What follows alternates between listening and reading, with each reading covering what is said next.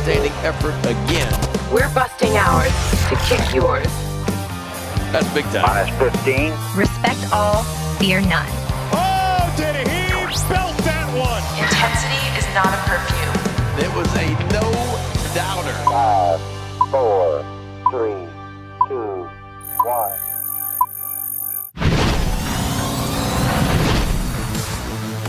We are up in the bird's nest here at Oriole Park at Camden Yards. I'm Brendan Mortensen alongside Andy Claff. It is officially October the 1st, as we are doing this podcast, which means there's playoff baseball. Woo-hoo. Unfortunately, the Orioles are not playing in that playoff baseball. That would make the playoff baseball a little bit more exciting, but it's still exciting. Andy, real quick, give me your AL, NL winners. All right, let's go with the Cubs.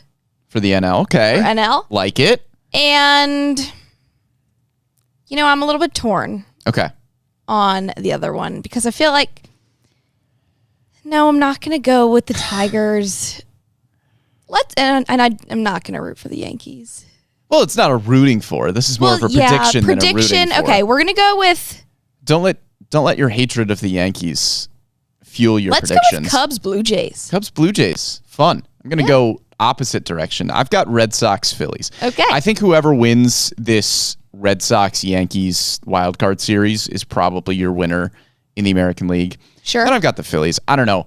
Whenever you get to October, I just always have the sense that there are certain guys in the playoffs that know how to win and certain guys who just haven't been there yet. Yeah. That's why I like, the Yankees. Giancarlo Stanton is an outstanding playoff performer.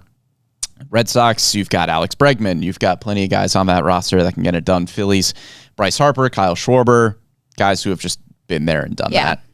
That always makes a difference in October. I would like to say Padres just because of Ryan O'Hearn trajectory and Ramon Laureano hopefully coming back soon after the finger injury, not playing in this series, but hopefully will be back sooner rather than later. So for their sake, I would like to say them, but I think there is a solid rooting interest in the Padres if you are an Orioles fan, given the fact that, of course, they have Manny Machado and then Ryan O'Hearn and Ramon Laureano both there at the trade deadline this year. So I think probably if you were an Orioles fan watching the playoffs, wondering who you should be rooting for. Yeah, you'd like to see them do well. Probably the Padres. Yeah. Also, shout out our guys, Kevin Brown, Ben McDonald, on the call for that Padres-Cubs series. Pretty cool. I turned on the game yesterday, and I was like, am I watching an old Orioles? Nope, just Kevin and Ben. With a lot of personnel that could have been an Orioles game. Exactly. A year or 5 ago. A year or 5 or 7 ago, whatever. All right, Annie, we've got a lot to talk about today. We are going to go over what Tony Mansolino and Mike Elias discussed at their end-of-year press conferences. This is an off-season that is vital for the future of the Baltimore Orioles. They will be selecting a new manager. They will maybe be selecting a new general manager as well. And, of course, there are a lot of roster moves that the Orioles will need to make if they want to get back to being competitive. And we are going to talk about all of those things. But, we'll just quickly put a bow on the season. We kind of did this on last week's podcast as well. But the Orioles officially finished 75-87 after being swept by the Yankees in the last weekend of the season. That's last place in the AL East. It's their fewest number of wins since 2021. I don't pay too much attention to the record itself. There were a few players who kind of echoed that sentiment as well, being that if your record isn't good enough to make the playoffs, it's not good enough to make the playoffs. Your record is kind of either you are in the postseason or you are not in the postseason. Obviously, you would like to stack up as many wins as possible, but the exact number figure is not something that's terribly consequential. Yeah, I think that the way that it has gone and the way that the offseason, that the Orioles have entered the offseason, this offseason is extremely critical for the Orioles, and you could argue more critical than they were going into the 2025 offseason or 2024 offseason because, yes, the Orioles last year were in the hunt. They should have been in the hunt this year. So the offseason last year was very critical. Obviously, you're still in it. You got another chance to make it to the playoffs a straight year in a row. And it was critical, but I feel like right now where the Orioles are headed into the offseason and are in the offseason, it feels ever so more critical than it was last year, because you're at a lot of these guys' primes, or what should have been primes, and you kind of don't want to waste that, especially with a year that felt a bit of a waste in 2025. Yeah, it did feel like you squandered an opportunity a little bit in 2025. Trevor Rogers was your MVO and probably your team's best player, which nothing against Trevor Rogers, but he did have a spectacular season. But if you went into the year thinking that Trevor Rogers was going to be your best player, you would say, where's Gunnar Henderson? Where's Adley Rutschman? Where's Colton Cowser? Where are those guys? Gunnar had a quote-unquote down year. He still had 5.5 Baseball Reference WAR. It was still a good season out of him, but he was also tied for the team lead with 17 home runs with Jackson Holliday and Jordan Westberg. Nobody cracked 20 home runs on this team this year. That's the first time that's happened with an Orioles roster since 2001, when the team lead was 15 home runs. Ooh, that's not many homers. Just 2 regular hitters, Gunnar Henderson and Jordan Westberg, finished the season with a 700 OPS or better. That is also not very good. There was only 1 position player with a Baseball Reference WAR over 2. That is also not very good. There were clearly issues during the 2025 season. We are going to get into the personnel and roster moves that could potentially be made, but we need to start with the fact that the probably most important search of this offseason will be for the manager. Tony Mansolino finishes the season with a 60-59 record as interim manager. He said he feels strongly that he's in good standing and that he's under consideration for the Orioles managerial opening. Mike Elias echoed that sentiment as well, saying that Manso would be a serious contender for that role. Manso said he loves the Orioles. He's open to all options. When he was asked if he would consider a role that wasn't the manager, I would be surprised if he comes back in a role that is not the manager of this baseball team, just because that's a weird dynamic, right? If Tony Mansolino were to come back as the bench coach and then all of a sudden he just spent 100+ games managing the team last year, that's a weird dynamic with whatever manager comes in. So I'm not sure exactly what that would look like, but he's confident in his ability to be the manager, whether it's here, whether it's somewhere else, whatever state the club is in. In terms of Mansolino's viability as a manager for this team next season, he proved that he could win, and win with a roster that was pretty heavily depleted from what the Orioles thought it would be going into the year. He kind of made the joke that he pretty much had a 4-month-long interview rather than a formal interview process for this job, and I think he did a great job in that interview. Yeah, I mean, and I think when it comes to selecting a new manager for 2026, yes, there's obviously the argument of, okay, you want someone that has already created veteran big league manager status to kind of come into this clubhouse and really make an important shift and an important change. But at the same time, you also have to give credit to Tony Mansolino where credit is due for what he's done. Yes, it was barely a winning record, but still a winning record after the way that the Orioles had dug themselves a hole in the beginning of 2025. I think that when it comes to the needs and wants of a manager, a permanent one for 2026, Mansolino does check a number of the boxes. I do think that he does have a clear vision for this team. Yes, he's still learning and it is still new to him, but I think that he does know what he wants for this team, and I think that there is a very mutual respect between he and the players, something that is very valuable when it comes to a manager, interim manager-player relationship, and I think that he did very well with that. He also holds accountability for himself, moreover than anybody else, but he also knows that it's important to hold accountability for the players, and I think that the prime example that comes to my mind with that is that he always says that injuries are not a cop-out for the way that this season has gone. And I think that is he himself trying to take accountability with, yes, there was underperformance, but you can't blame injuries, whether that's on me, whether that's on the players. Who knows? Yeah, and I think Mansolino's prospects for this role will really have to do with what the Orioles are looking for in a manager. If they are looking for somebody, Elias did say that they will value somebody with managerial experience, somebody who has, maybe a good track record in the postseason. There are plenty of those guys available. Bob Melvin and Bruce Bochy were relieved of their duties. On the Bruce Bochy topic, I know that there are a lot of Orioles fans that would probably love Bruce Bochy. He kind of led a dynasty in San Francisco, and San Francisco has an opening, and his star player during that dynasty is now running the show in San Francisco, being Buster Posey.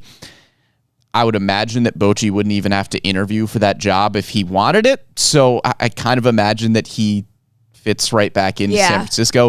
It's a bit of a similar story with Skip Schumacher, who is currently in the front office for the Rangers.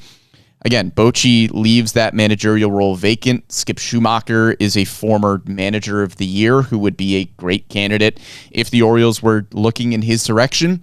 He's in the front office for the Rangers. The Rangers have a managerial opening. I would be surprised if Skip Schumacher is not the next manager of the Rangers, but that does leave somebody like Bob Melvin, who is available and a veteran. Brian Snitker was, just this morning, I informed the Braves that he would not be returning as the manager. How much that was a mutual decision, who knows? But seems like he is going to take an advisory role with the Braves. Whether or not some other team would be able to coax him out of that, who knows? And then there's the veterans that haven't managed in a bit. A Joe Girardi, a Joe Madden. Are you able to maybe coax any of them out of not really a retirement, but just their stretch of not managing here for a while? So I think if you're looking the veteran route, those are probably the guys that you would be looking at. And it's so interesting, too, when you think of like an interview process for a manager, because there is kind of just like, it's more of a resume than an interview process, I would imagine. And I think that Mansolino was kind of keen on that avenue as well, where he was like, okay, I don't even know if I'm going to have to interview for this role again. You can take a look at my last 4.5 months and how that's gone. And he even mentioned how the last 4.5 months were a national and local kind of interview process, and it was very invasive, he said.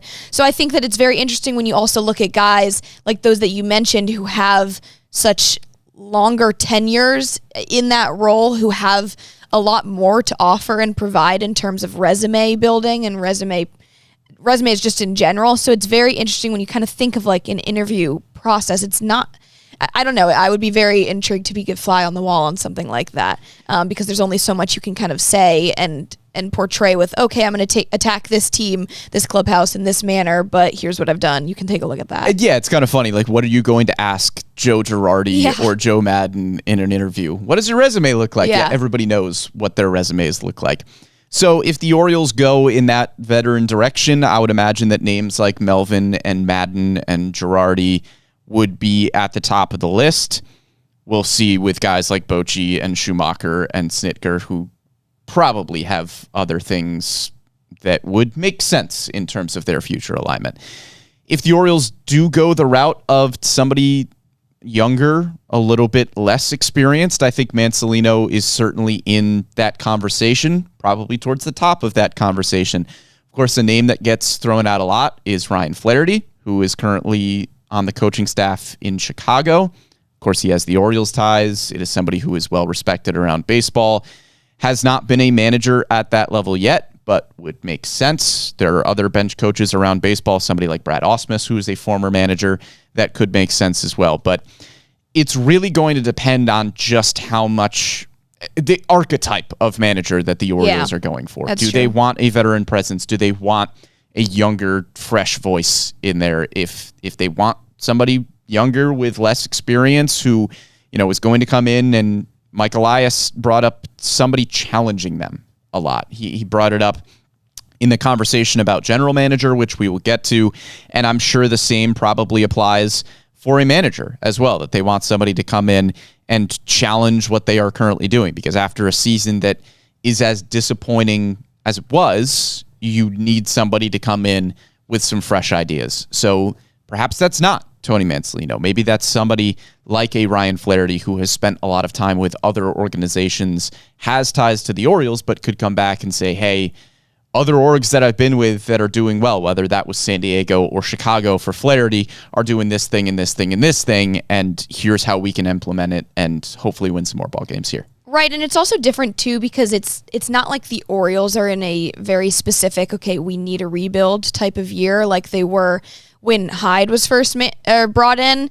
And I think that right now is a very different type of positioning where, yes, you don't need a rebuild because that's not the case. You have very much so a lot of the pieces that are already in place to be able to use and go for another playoff push in 2026. But at the same time, you're kind of trying to bounce back from such a low year in 2025 and a year that fell way below expectations so that it doesn't happen again. So I can totally see why they would go for a completely different shift, but at the same time, you're not rebuilding, so you're not in the same position you were when you brought in Elias, when you brought in Hyde, to have to restart things basically from scratch.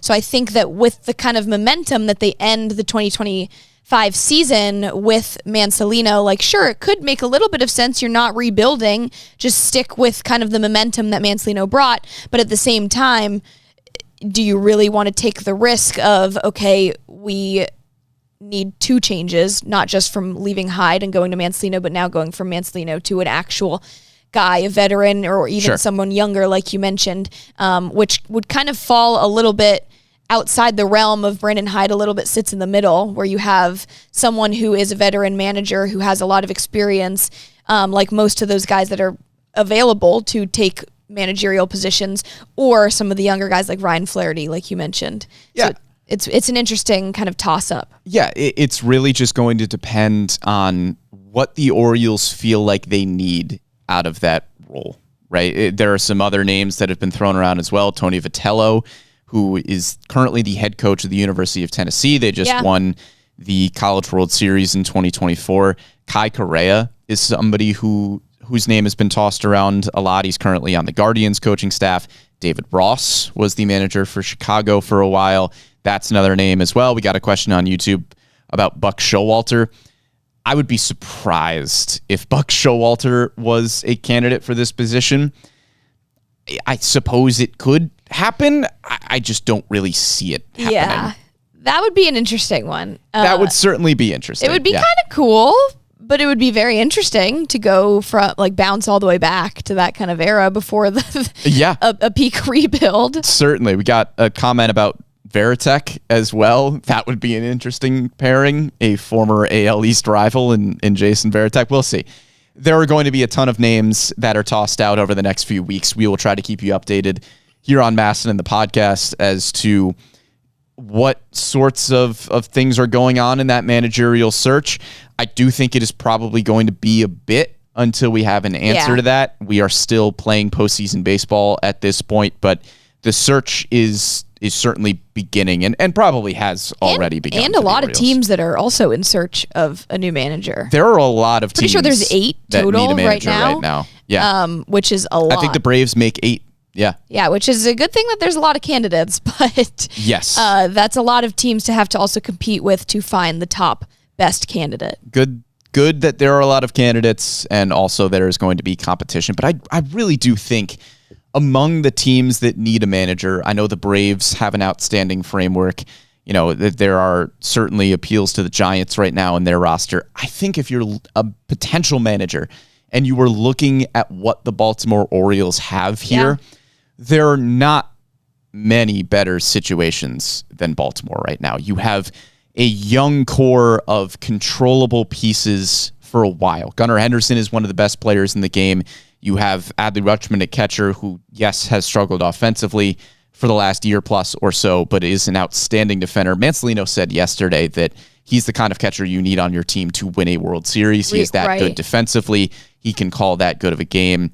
You have rising stars like a Jackson Holliday, Samuel Basayo. You just extended. Dylan Beavers showed some great flashes. Jordan Westbrook, Colton Cowles. Like, there are guys up and down this roster where if you are a potential manager coming in, it's not like you are taking over a rebuild here. This is, Mike Elias, who, as we are going to get to now, the president of baseball operations, has said this is a team that we are going to build for 2026 that will compete for the AL East title and thus a World Series title. So a manager that is coming into this role, that's also an important piece of it as well, where, you could go with somebody like a Ryan Flaherty, with, a retaining Mansolino, somebody that doesn't have a ton of experience at the helm, and that can have a lot of benefits to it. But this is also a team that's ready to compete. This is a team that hopefully after some off-season moves and guys getting healthy and whatever it may be, the goal is to compete in the AL East in 2026. So you need a manager who is ready to hit the ground running and to lead a competitive baseball team immediately. Yeah, and I think that there's also a lot of circulation too right now of maybe a Buck Britton or somebody that's already internal, like in-house for the Orioles that you could bring up. I don't think that is going to be the case. If they're going to bring up someone for the next manager that's already in-house, it would be Mansolino. At least my opinion of that is, I don't know why you would go out and try and bring somebody else up who definitely doesn't have any big league manager experience outside of Mansolino for in-house. I would be surprised if guys like Buck Britton and Robinson Chirinos didn't at least get interviews for this role, but how much they are seriously in consideration, I'm not sure. I think there are guys with managerial experience that kind of make sense to slot into this role for a win now team, but you never know exactly what's going on internally with how much Chirinos and Britton, maybe guys just really gravitate to those sorts of coaches. We know that they did with Mansolino, so you never quite know internally just what is going on with those interpersonal relationships. That can mean a lot. Outside of the managerial search, there is also a general manager search going on, which is not something that we were expecting to talk about, but Mike Elias, as previously mentioned, is now the president of baseball operations and general manager, as listed on the Orioles front office website. That was a promotion that happened earlier this year. It kind of came out in an odd way. Yeah. There was essentially a report that the Orioles were looking at a general manager candidate, and everybody went, what? They have a general manager. And then it came out that Mike Elias had been promoted to the president of baseball operations. He pretty much said this is an agreement that happened towards the beginning of the year. They had a lot going on. They didn't announce it. And then as the season went on and there were just more pressing matters, they just didn't really announce it. So Mike Elias is the president of baseball operations. He has been for a while now. And kind of the trend around Major League Baseball is to have, there are plenty of teams that just have a president of baseball operations. There are plenty of teams that just have a general manager. There are a growing number of teams that have both a president of baseball operations and a general manager, which seems to be the goal for the Orioles. Elias did say he wasn't sure if that GM position would be filled this offseason or not. I would imagine they are trying to get that filled as quickly as possible, but obviously they are not going to force the issue. But the Orioles, along with a manager search, are also conducting a general manager search. Yeah, it seems like an interesting timeline because, like you mentioned, they are trying to fill that, you would imagine, as soon as possible. But at the same time, he said the manager is the priority. We're going to we don't feel as though we need to find a new GM in order to find a new manager. So yeah, which is also not strange, but you would have to imagine that you would want your general manager and your manager to be in some way aligned. You would want your general manager to have a say in who is running the ball club day to day in those on-field decisions. Which is definitely interesting, but I think you could also make the argument, okay, Elias has been acting as the GM all season long, so you don't necessarily need somebody else's opinion when seeking out someone that he's probably been searching for since Hyde was fired. Probably ideally you'd like to have it, but if you don't, you don't. Yeah, but I think that is definitely going to be an interesting search, especially just with how the tasks are delegated. Mike Elias mentioned that there will be a shift in tasks and very different kind of areas of day-to-day bases for what Mike Elias does and when he's full president of business operations as opposed to both baseball of them. Operations, what did I say? Business operations. No, baseball. That's Katie Griggs. That is Katie Griggs. But who he also did say Katie Griggs would be a part of the decision. So it seems like it is a very much whole in-house kind of decision. It's not just Elias is going to be making the decision on GM and manager. But there will, for those wondering, myself was included, was what kind of differences in tasks and delegations will there be that Elias is doing in a new role as opposed to what he has already been doing as GM. So apparently there will be, but we will find out what it is once they find a new guy. Yeah, if you're going to hop in the comment section and say, why don't we know more about this general manager search? It was a long press conference with Mike Elias. We did ask. The media did ask, hey, what is this role going to look like? And the answer that we got was, which was a truthful one. It's just, hey, it's going to depend on who we get in terms of what the role exactly is going to look like. This is somebody that is going to work with Mike Elias, obviously directly. This is somebody who is just going to expand the baseball operations team that the Orioles have. It is not a massive front office in Baltimore right now, so they are trying to bring in a different voice.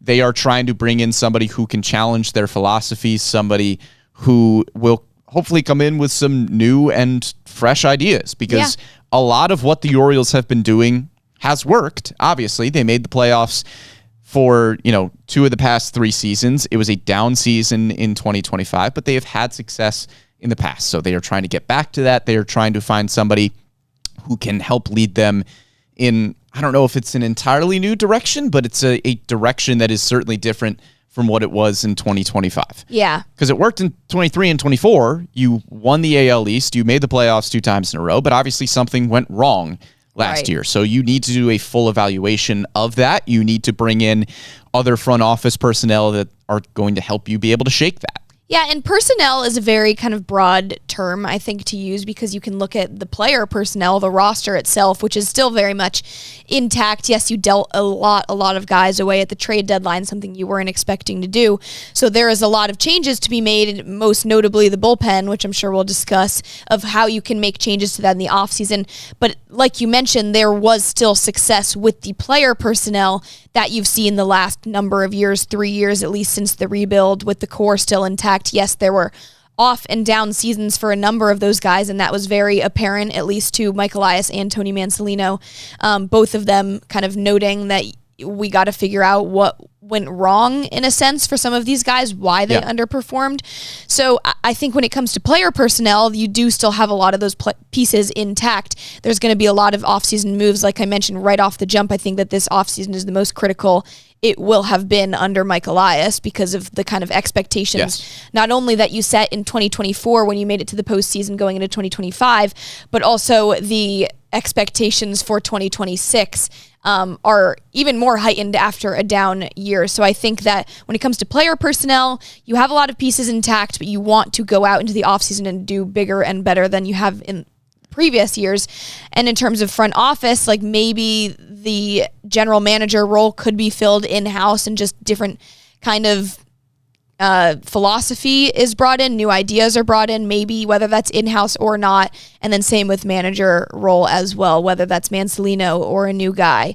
There will be many discussions had on both the philosophy end of things and also just kind of stats and what happens. Yeah, I mean, this is the most critical offseason of the Orioles' recent history. I mean, this is the most critical offseason since you brought in Mike Elias and Brandon Hyde. You could argue even more so, because at that time you had just traded away what was then the core of the team, guys like Manny Machado, Jonathan Scope, Kevin Gossman, and you were starting fresh. You were starting anew. This was a rebuild. Mike Elias came in to lead that rebuild. And you can make the argument that this offseason is more critical than that because, yes, you are looking for a new manager. You are looking for a general manager, just like you were when Elias and Hyde were brought in. But you also need to win right now because, yes, you have this young core of players, but you're not going to have all of them forever. Right. So you cannot squander the opportunity that you have right now. This is a team that is capable of winning 90-plus games. We have seen it over the past few seasons, and you need to be able to build a roster around those guys that is capable of doing that. They didn't do it in 2025, and they need to be able to do it in 2026 with whoever is at the helm as manager, and if they bring in a general manager this offseason, that is the task that they are trying to fulfill at this point. They need to make the playoffs again in 2026 because the roster and the core of it is too talented not to. Before we get into a bit of a preview of what the player needs are this offseason, did want to quickly talk about Heston Kjerstad because we have gotten a lot of questions about Kjerstad throughout the season, and we didn't have any updates for you because we were told, hey, when there is an update on Heston Kjerstad, we will tell you about Heston Kjerstad. It was clearly a kind of a sensitive topic in terms of what Kjerstad was dealing with. What we got from Mike Elias is that Kjerstad has been dealing with a medical condition. We didn't hear details of what that condition was, what his timeline looks like, what exactly he is dealing with, anything like that. There was a follow-up question about whether or not it had to do with the time that Kjerstad previously missed with some medical issues. Elias did not comment on that. So in terms of the specifics, we are not really sure on what is going on with Heston Kjerstad, but they did say that they are expecting to see him at spring training. So at this point, there's not really a ton to say about Heston Kjerstad in terms of his outlook for 2026, other than the fact that we are just wishing the best for him in whatever he is dealing with. We would love to see him in spring training in 2026. We talked about it this season. When he went back down to AAA, obviously he struggled at the big leagues. He really struggled in AAA as well, which told me, okay, there's something going on. At that point, didn't know if it was medical, if it was, some sort of physical, whatever it was. But Heston Kjerstad has dominated at AAA before. He has shown really good flashes at the big league level. When he went back down to Norfolk and struggled, there was obviously something wrong. Yeah. And so, this isn't like a quad A player that, he's great in AAA, he's great in the mid. There was something going on. So that's all we know at this point, and we're just wishing the best for Heston Kjerstad. Yeah, definitely. And I think that the lack of clarity is probably to a benefit to him because I doubt that they really kind of know what's going on right now. So I think that, like you mentioned, we will know when we know kind of thing. And I think that that will be a universal approach for what's going on with Heston Kjerstad. So definitely wishing him the best. Like you said, hope that we can see him in spring training because when he's good and when he's healthy, he's good. And he's a big contributor. So hope everything goes well for him. Yeah, and that doesn't really work into our player conversation for the offseason because I think at this point, you're not counting on Heston Kjerstad for 2026. He's a great dude, and we're just hoping that everything is okay. But we are going to have a discussion about, do you need to bring in a bat in the outfield? And Heston Kjerstad is not really a part of that conversation. You would love it if he is. Once we get to spring training and once we get closer to the season, if we start talking about Heston Kjerstad in that outfield conversation, that would just be a really good development from a personal standpoint. Yeah, definitely. So we will get more into the weeds of roster construction and the potential specific moves that the Orioles could make once we get into November, because the offseason does not begin until the World Series ends, which means we've got some time before there are going to be serious discussions about roster construction, about what this team needs to do going into next season. But since this is going to be our last podcast here for a while, just wanted to give a brief overview of, from a roster standpoint, what the Orioles need to do. And you touched on it a little bit, Annie, but priority number one is figuring out the core position players here, because all of them had a down year in one way or another. There's no way around that. Gunnar Henderson, I kind of joked that, he still had a 5.5 Baseball Reference WAR, and we consider that a down year, but we do, especially when the power production dips from 37 homers a year ago to 17 home runs. Adley Rutschman played 90 games with a 673 OPS. Colton Cowser, 92 games, fighting through injuries with a 196 batting average and a 655 OPS. Jordan Westberg had a 770 OPS, which is a good number, but he also played in 85 games. That is the core four of position players that are going to need to lead this team to the playoffs next season. All of them, one way or another, would tell you that they had a down season in at least some aspect of the game, whether that is performance on the field or just their ability to be on that field to begin with. You can include Jackson Holliday in that group if you want to. He, debuted much later than those guys, but he had a 690 OPS. Kobe Mayo played in 85 games. He had a great September. He finishes with a 687 OPS. Tyler O'Neill is not really the young position player core, but he just hit 199 with a 684 OPS and hit 9 home runs in the games that he was able to play this season.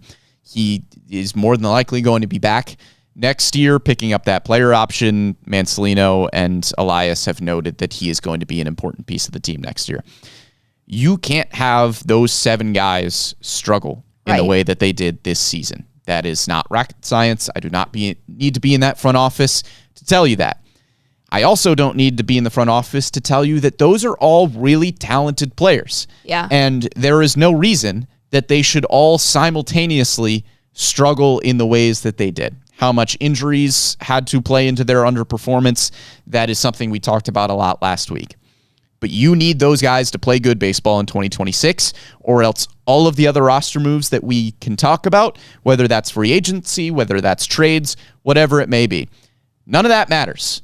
Because those 7 guys are going to be in the lineup more often than not, and you need them to play good baseball. Yeah, and I think that when it comes down to hiring a new manager or extending Tony Mancelino, going from a temporary role to a permanent role, I think that the biggest task that will have to be faced is how do you get this core back on track, especially offensively, because you look at a year in 2024 with Adley Rutschman hitting 19 home runs, very different this year. Obviously, injuries played a huge component to that, but Gunnar Henderson, 37 home runs, like you mentioned earlier on in the podcast, a 9.1 WAR.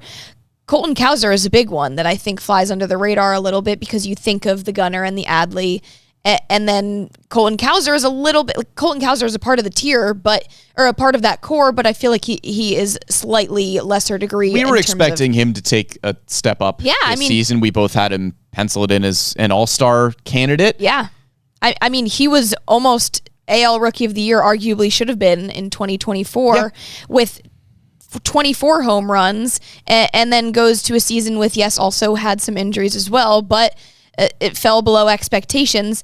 And not to mention, you had, when you said that the team leading home runs for 2025 was all tied at 17, very different from when your top 2 in 2024 had 44 home runs and 37 home runs. Yep. That is a very big difference, or 31, sorry, where am I? I'm looking at 37 home runs, Gunnar and Henderson 44 had. for Anthony Santander. Yeah. So very big difference. The offense needs to get back on track. You have different personnel that you did in 2024, but regardless, it's going to have to get back on track, and that's going to be the number one task for whoever they bring in. And we're not talking about a roster that doesn't have it. Every single one of the guys that we mentioned would say that they need to get better in this aspect or this aspect, and they are all capable of it. We're saying getting back on track because we have seen every single one of those guys play better baseball. Jackson Holliday and Kobe Mayo, I think, are omissions from the we've seen it before conversation because they are both super, super young, figuring it out at the big league level. But we still kind of count them in the core just because they are important pieces. I guess you could throw Basayo and Dylan Beavers into that conversation now too as well. But Gunnar, Adley, Cowser, Westberg, we have seen them play better baseball, whether that is just staying on the field more often or literally the numbers that they are putting up. So this isn't a conversation of, man, how can you get more out of this group? Right. How can you push them to another level? No, it's in there. We've seen them play really, really good baseball, and you just need to figure out why they didn't do it to that extent last year and how you get them back there. So this isn't a reinventing the wheel. This is just figuring out where you lost the wheel. Yeah, and even in guys with Gunnar and Adley, you've seen it in different ways. In 2025, as a whole, the seasons were low for both of those two players.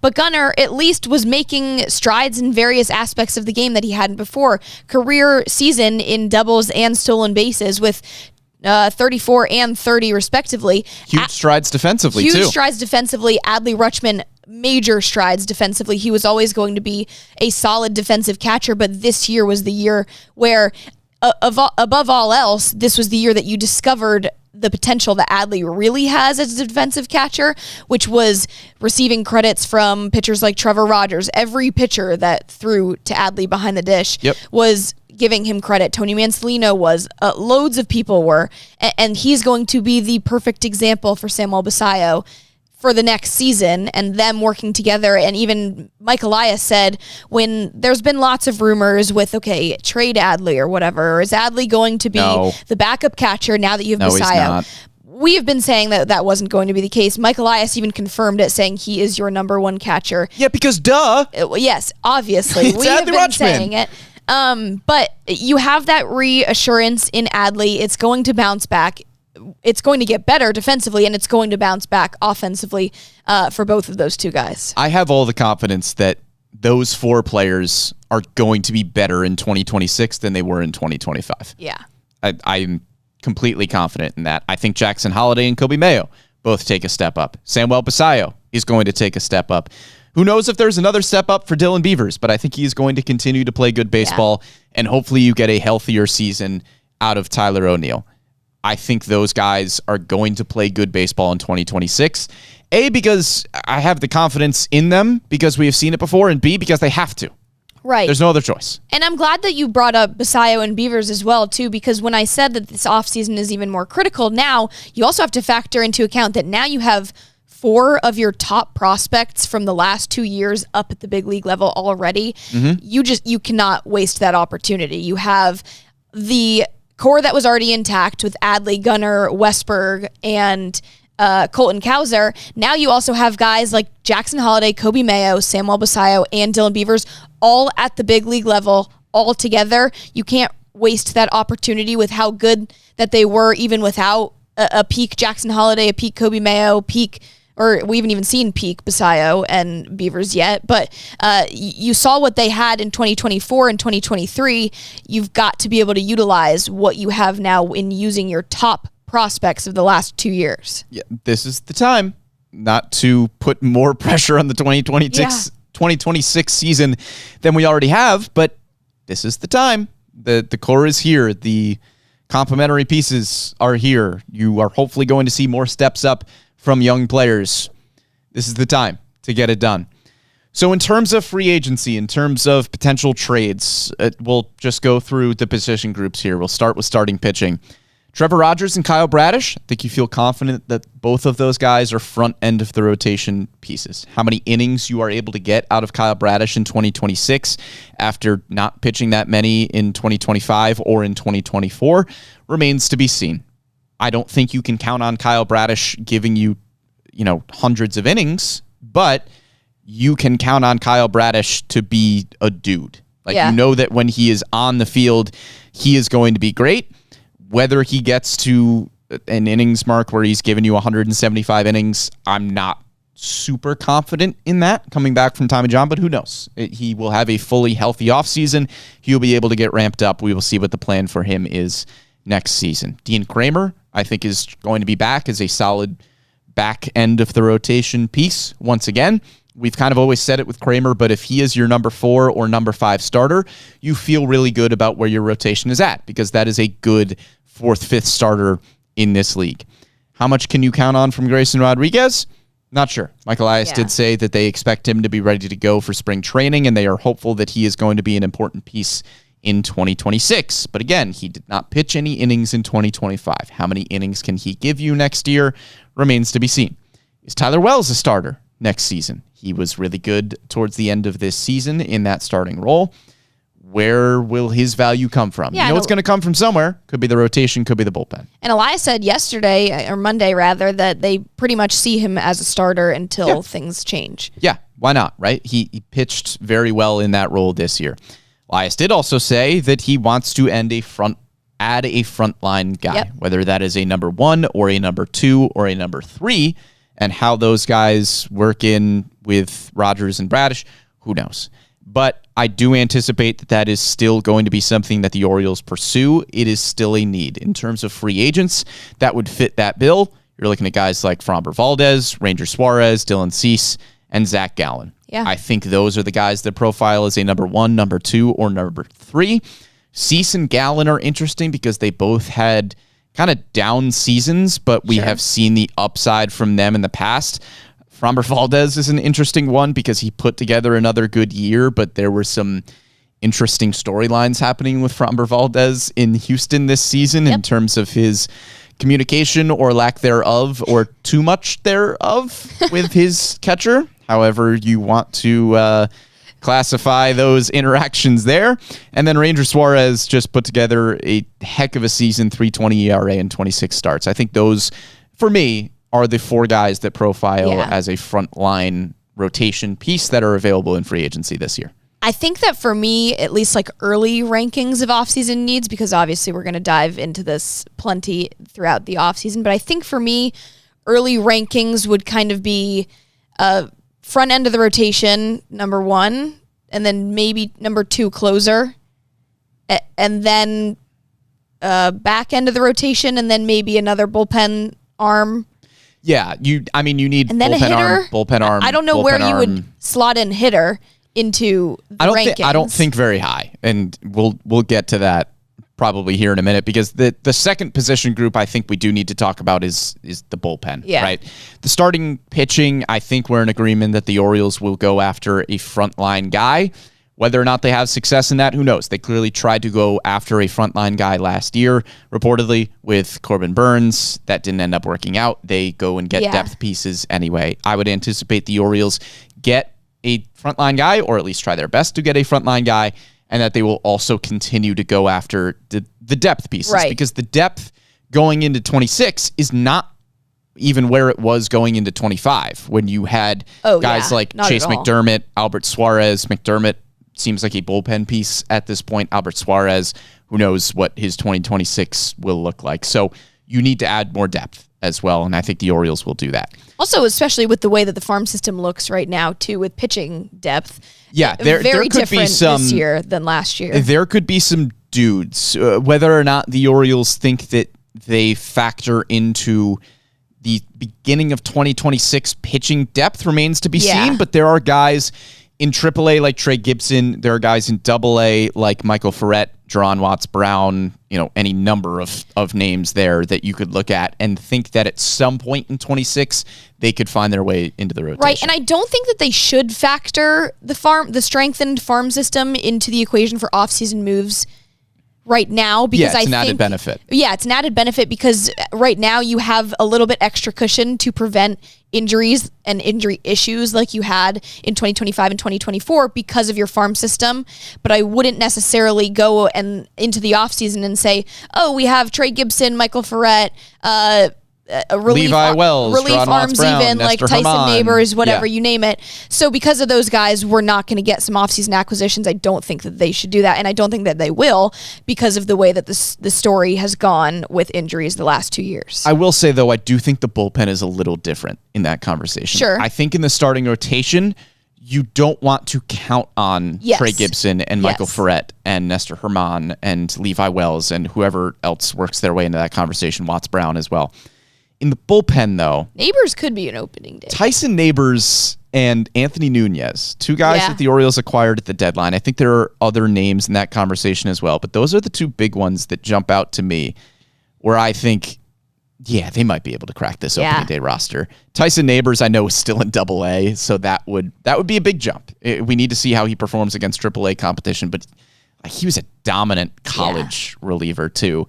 Anthony Nunez, already up at AAA, looks good. I think there are names there that could factor into the bullpen in 2026, but that's more so how a modern bullpen is constructed as we get into the bullpen conversation here. You want guys that are optionable in the bullpen, because a lot of the time, if you have a bullpen arm that throws 30 pitches and he's not going to be available for 2 or 3 days, you bring somebody else up. Sure. They come in, give you a few innings. That's something the Orioles didn't really have last year flexibility-wise, because you had 8 guys that were veterans that didn't have minor league options left. And when somebody didn't perform well or there were roster moves to be made, there wasn't much flexibility in the bullpen to say, oh, we can just option this guy. No, he was going to get claimed because you would have to designate him for assignment. You didn't have a minor league option to move him back down. You couldn't just make roster moves with much flexibility in that bullpen last year. I do think in 2026, I would anticipate the Orioles having a little bit more flexibility there. Sure. That being said, there are still a lot of bullpen vacancies that they need to fill. There are 5 important pieces gone: Felix Bautista, Andrew Kittredge, and Brian Baker. who you would have had team control of in 2026, who, Bautista goes down with injury. You trade Kittredge, you trade Baker, and then Sir Anthony Dominguez and Gregory Soto. You knew you weren't going to have them in 2026, but you had them for the first half of 2025.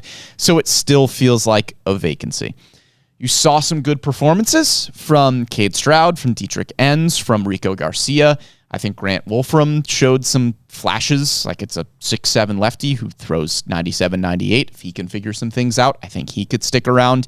Keegan Aiken was good. He should be back. Yennier Cano was not good. He has been good in the past. It's a bullpen with a lot of question marks. It's a bullpen with a lot of needs. You need a closer. You need some high leverage guys. You need a lot of stuff in this bullpen to fill in the bullpen. You need a lot, whether that comes internally from guys like Stroud that had nice seasons. I do think a lot of it needs to come externally. Yeah. You need to fill the closer role. Guys like Robert Suarez, Kenley Jansen, Ryan Helsley potentially available, maybe Edwin Diaz if the option is not picked up in New York. You need to figure out that spot, and you need to figure out a few other spots in the bullpen as well. Yeah, no, I definitely agree. And when it comes to like off-season need rankings, because there are so many in the bullpen specifically, you could slot that into the number one ranking if you're going to break it up by group, where you could say, okay, I don't know, just because of the uncertainty in the bullpen sits number one as opposed to starting rotation. But at the same time, the weight that the starting rotation pieces hold, it is very, very critical. I agree with you. I think the one frontline starter that you are probably going after is probably the top off-season need. If you are going position group need, I think the bullpen is number one, but the starting pitching rotation has so much importance. It's hard to put the bullpen number one, but there's so many vacancies in the pen right now. Yeah, and there's going to be a lot of work that needs to be done for the bullpen, starting rotation, front end and back end of the rotation.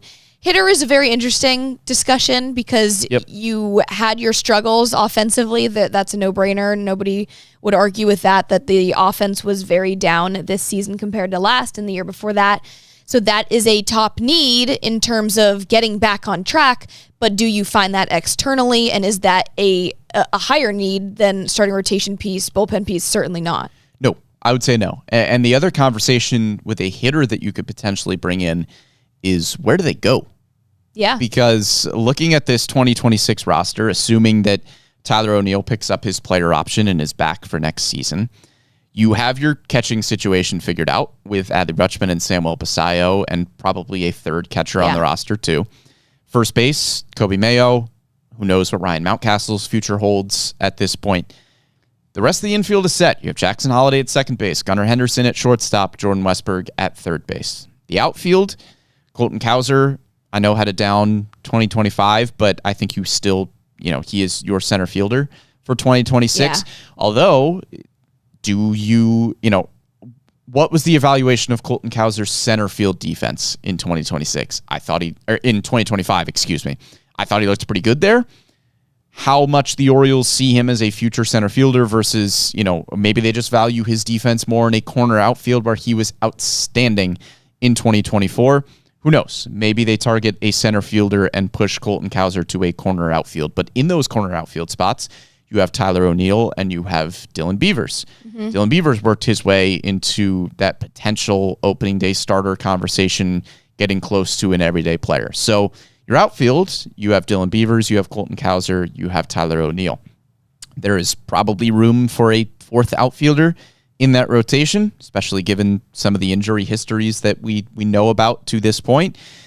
Maybe you could say there's room at first base or at designated hitter, depending on what the future of Ryan Mountcastle holds. But is there really? Because you have Samuel Basayo, who is going to be getting a lot of starts next year at first base and at designated hitter, along with occasionally being a catcher, backing up Adley Rutschman as well. So this always feels a little bit silly because we go into a year and say, man, there's a logjam here and a logjam here and a logjam here. And then the Orioles use 75 gosh darn players and the logjam doesn't matter. Yeah. So it always feels a little silly to say, hey, they don't have space for this guy. I am always on the side of just bring in good baseball players and figure out where they play later on, because injuries just always seem to have those situations figure themselves out. But if you are looking at a hypothetical world where everybody is healthy and plays a majority of the season, A, that's a world I'd love to live in, and B, I don't know where a free agent hitter plays. Yeah. And that was the good thing about Dylan Carlson in the offseason last year as well. I mean, yes, he didn't bring all that much thump offensively, but he had 3 options that you could bring up and down when you needed him.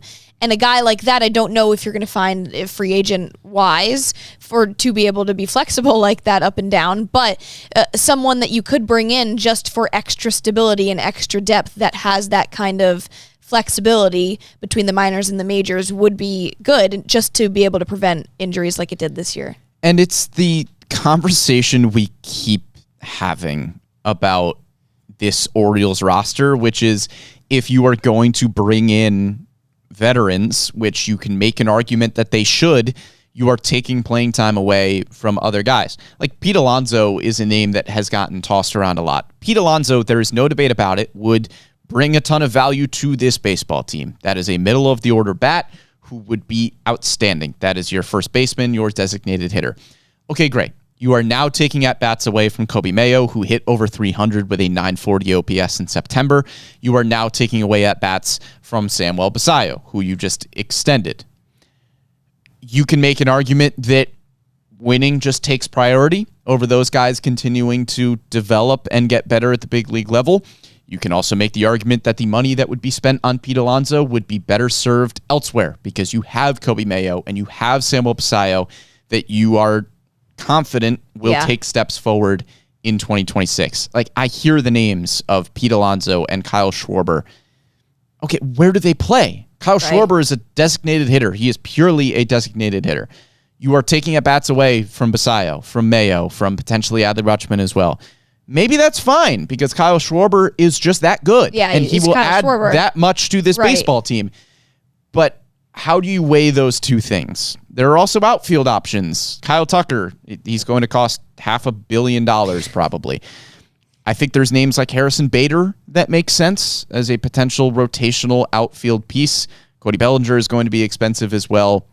There are not a ton of great outfield options available in free agency this year. Like, yeah, obviously Kyle Tucker and Pete Alonso and Kyle Schwarber are going to make this baseball team better. How much are you going to invest in those guys when you have needs in the starting rotation, when you have so many needs in the bullpen? Yeah, and I also think like veteran character and kind of experience is you huge. Put Kyle Schwarber in this building and that building changes immediately. And leadership-wise, too, I mean, even when James McCann left, you lost a huge clubhouse guy, which you could get back, hypothetically, and be your third catching option. Sure. But I think that is going to be a huge need as well when you kind of just zoom out, look at off-season needs, someone with veteran leadership. We said this last year, that you needed veteran leadership when you lose Santander and other guys on the roster, where you need that kind of leadership in the clubhouse and just be a good clubhouse guy. So I think that if you zoom out, you can still factor that into the equation of, okay, you need to bring in someone that can work alongside this young core who should be filling in leadership roles. Yeah, those veteran guys are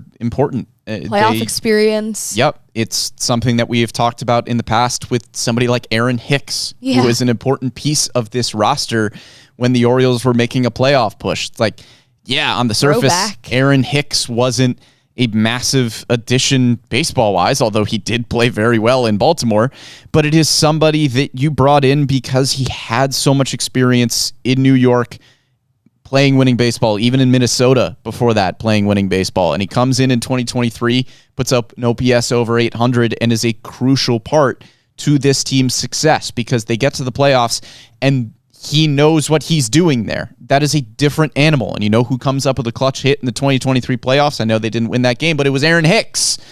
Those are the kinds of players that are going to be important for this team to add going into next season. Yeah. Whether that is a position player, whether that is somebody in the starting rotation, it remains to be seen. But as we mentioned, this is perhaps the most critical offseason in the Orioles' recent history. Yeah. They need a manager. They potentially need a general manager.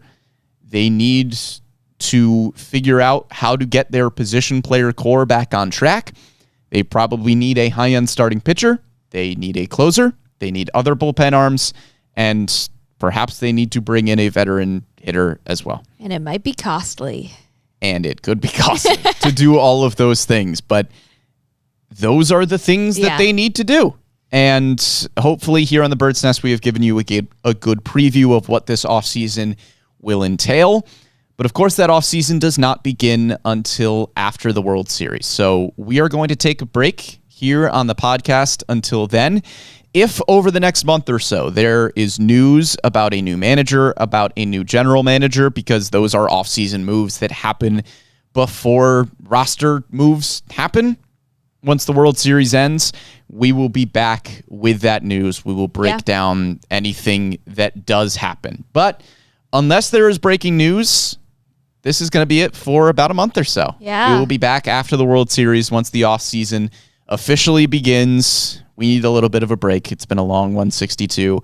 You need a break listening to us, certainly. But if you did listen to us, thank you so much for tuning in all season long. I know it was not the fun season that we hoped to be covering here on the Bird's Nest, that you hoped to be watching in Birdland in 2025, but we still had a lot of fun interacting with you every Wednesday on YouTube and Facebook at 11 a.m. as you were watching, as you were commenting along live.